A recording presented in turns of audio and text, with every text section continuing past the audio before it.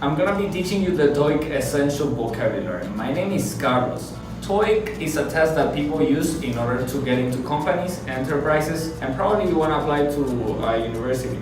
So you will use TOEIC in a lot of this in order to be able to get admitted in a university or get a job, right? Okay, so one of the most essential parts in TOEIC is vocabulary.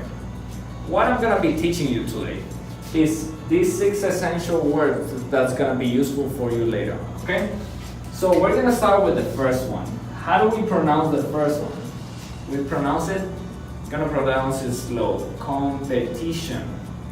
Competition. Okay, so what is a competition? I know here in Taiwan it's very common to play a lot of sports, right? Probably some of you play basketball, some of you have played soccer before. In the West, it's very common to play soccer. And also in universities, you are gonna see something similar to this.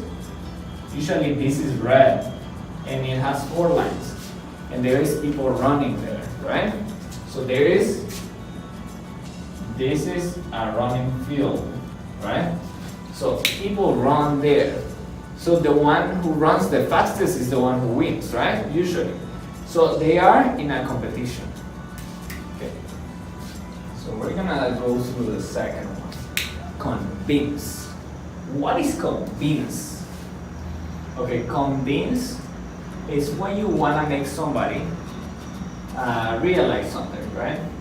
So let's say you are a salesman in this company. Let's say you are selling a product. Let's say you are selling this marker. So, and this marker is probably 50 NTs. So what you wanna do is you wanna have customers. You wanna have people who are gonna buy this. So you need to tell them what's the value of this. You can say, oh, you see, other companies, they are not selling the same product. Our marker lasts longer, is cheaper. So people would start thinking, oh yeah, probably I should buy that marker. So you are convincing them. So we're gonna go through the third one, is consumers. Okay, so how do we pronounce this word? Consumers. Okay. Consumers is pretty much the same as customers, but this is more common to listen to. Okay, what is a consumer? Consumer comes from the word consume. When you consume something, you are pretty much eating it, right? So, but consume has different uses. So when, for example, when you order a pizza, you just don't eat the pizza. You also get the delivery service. There is somebody on the phone listening to your call at the other side. So they're giving you a lot of services. So you are consuming as well the services, not just the pizza, right? So that is a consumer. So let's go through the fourth one, a promise. Usually your girlfriend would ask you for something like this. Oh, can you promise me that you are never gonna fail me? They usually ask you for something like this. But what is promise? Okay, promise is when you agree to do something. But that something has to happen in the future. You cannot agree something that's gonna happen in the past, right? So people make promises. In the West, we usually, if you have watched a movie before, you're gonna see that people take this finger and they do something like this in the West. Probably you guys do something similar, right? So that's when people are making promises. The fifth word is examine. Okay, so I'm gonna pronounce it back again. Examine. Okay, so examine is similar to analyze, but you are pretty much using your eyes to examine something.